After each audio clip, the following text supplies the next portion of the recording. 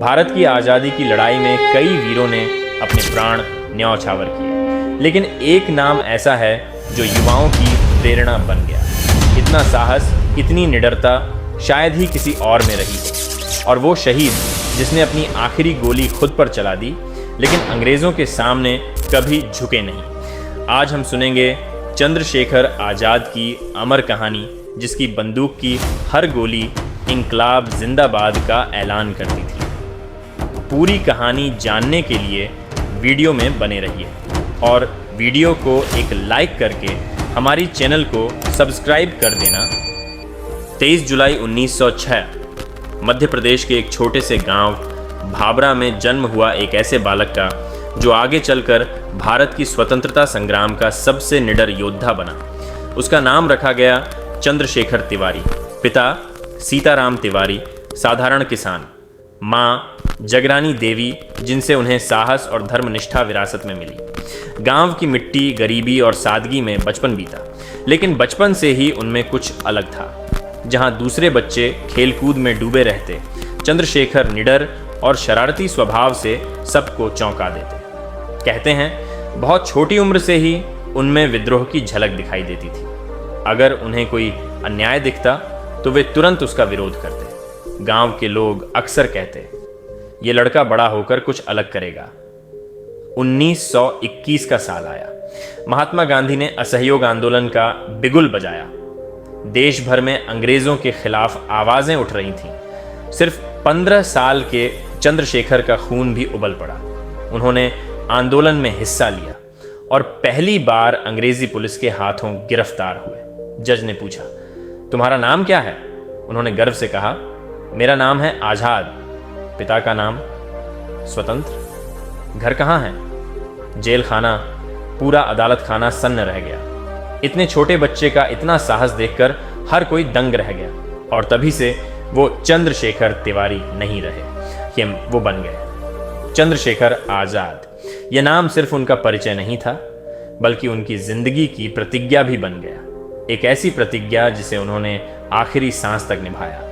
अब चंद्रशेखर तिवारी बन चुके थे, आज़ाद। अदालत में दिया गया उनका जवाब सिर्फ एक मजाक नहीं था, बल्कि उनकी जिंदगी का ऐलान था।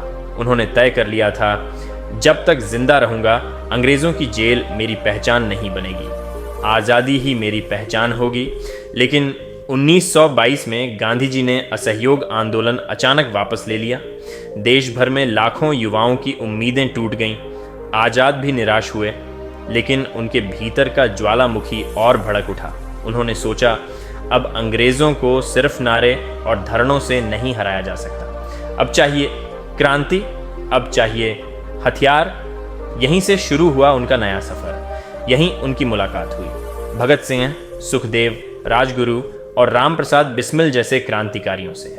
ये सब एक ही सपना देख रहे थे, भारत को आज़ाद देखना। उन्होंने मिलकर संगठन बनाया, हिंदुस्तान रिपब्लिकन एसोसिएशन HRA, लेकिन जल्दी ही इसे और मजबूत रूप दिया गया, Hindustan socialist Republican association HSRA।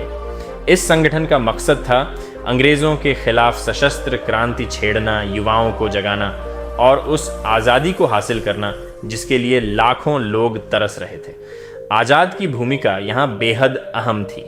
वे संगठन के रणनीतिकार और मास्टर ऑफ डिस्गाइज थे। पुलिस उनकी तलाश में हर जगह पोस्टर चिपका चुकी थी, लेकिन आज़ाद वेश बदलकर अंग्रेज़ों की नाक के नीचे घूमते रहे। कभी साधु, कभी मजदूर, कभी किसान, और हर बार पुलिस को चकमा देते। उनका नाम अंग्रेज़ों के लिए डर बन चुका था। जहां उनका नाम लिया जाता वहां गूंजता था, इनकलाब जिंदाबाद। आज़ाद सिर्फ लड़ाकू नहीं थे, बल्कि एक सच्चे गुरु भी थे। भगत सिंह जैसे नौजवान क्रांतिकारी उन्हें अपना मार्गदर्शक मानते थे। वो कहते थे, आज़ाद जी हमारे संगठन की आत्मा है, अगर वो ना हो तो ये आंदोलन अधूरा रह जाएगा। अब उनकी जिंदगी पूरी तरह क्रांति को समर्पित हो चुकी थी। दिन हो या रात, हर वक्त सिर्फ एक ही सोच रहती, कैसे अंग्रेज़ों को भारत से बाहर भगाया जाए। उन्होंने अपने साथियों को हथियार चलाना सिखाया, संगठन के लिए पैसे जुटाने के नए रास्ते खोजे और गुप्त रूप से देश भर में युवाओं को जोड़ते रहे। आज़ाद का नाम अब स्वतंत्रता का पर्याय बन चुका था। हर नौजवान यही कहता था, हम आज़ाद के साथ हैं, हम भी आज़ाद बनेंगे। लेकिन उनकी इस यात्रा का अगला बड़ा अध्याय अभी बाकी था। काकोरी कांड एक ऐसी घटना जिसने पूरे भारत को हिला दिया और अंग्रेजी साम्राज्य की नींव हिला दी। सन 1925 ब्रिटिश हुकूमत के खिलाफ लड़ाई अब और तेज हो चुकी थी, लेकिन सबसे बड़ी समस्या थी पैसे।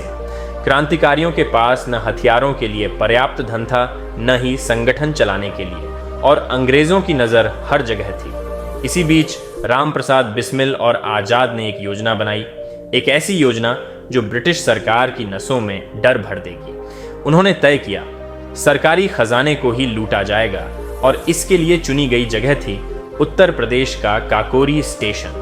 9 अगस्त 1925 की शाम लखनऊ से शाहजहांपुर जाने वाली डाउन ट्रेन काकोरी स्टेशन के पास धीमी हुई। जैसे ही ट्रेन रुकी, क्रांतिकारी कूद पड़े।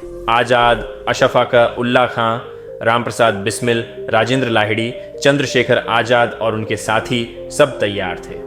कुछ ने यात्रियों को संभाला, कुछ सीधे उस डिब्बे की ओर बढ़े जिसमें अंग्रेजों का सरकारी खजाना रखा था।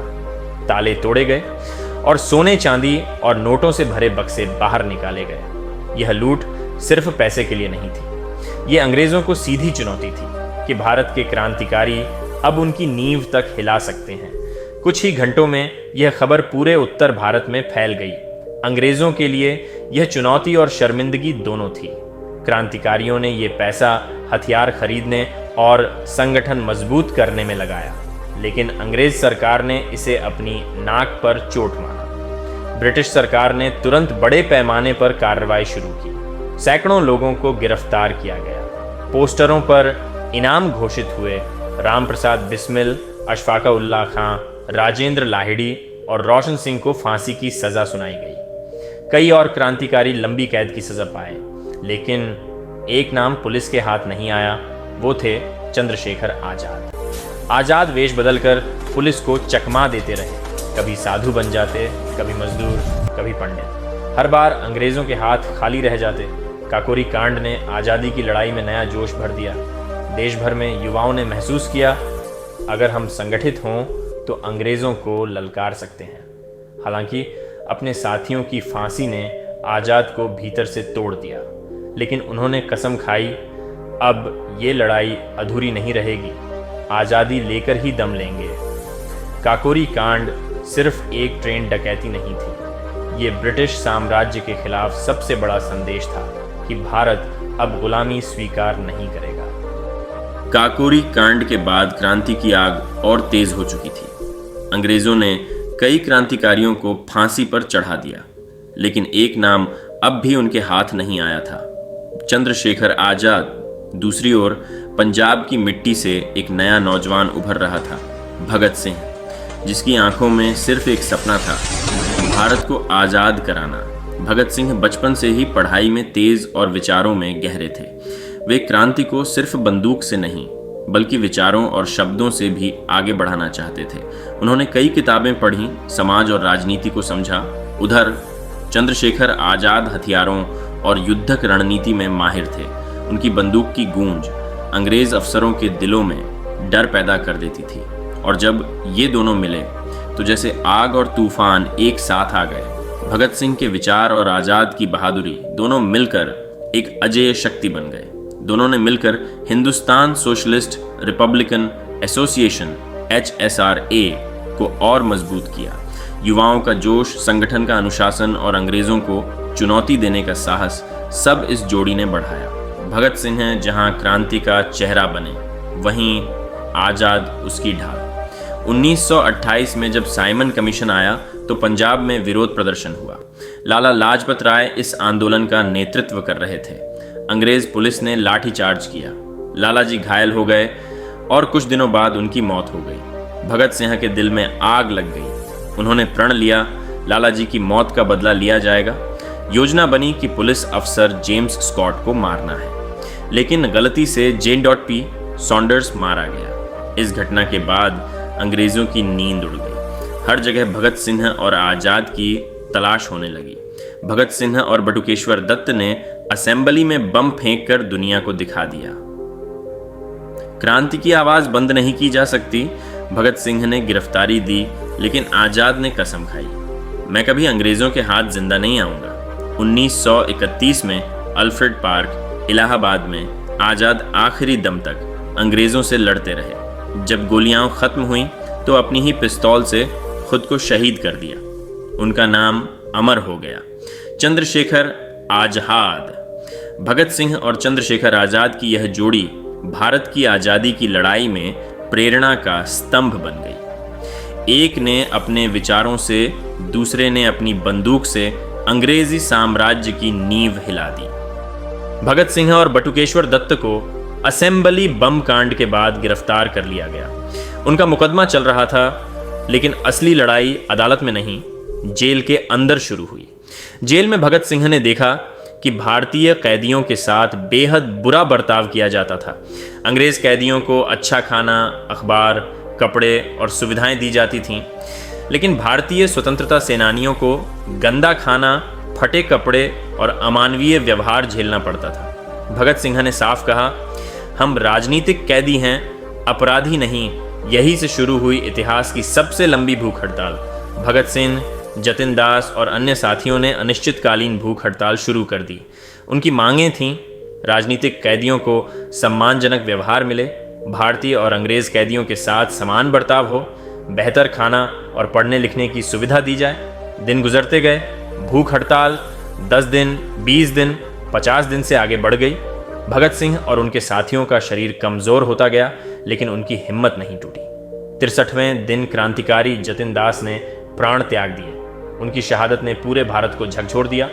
जतिन दास का शव जब लाहौर से कलकत्ता ले जाया गया तो लाखों लोग रेल की पटरियों के किनारे खड़े होकर उनको श्रद्धांजलि देने आए। पूरा भारत अंग्रेजी हुकूमत के खिलाफ गरज उठा। भूख हड़ताल ने भगत सिंह को पूरे देश का नायक बना दिया।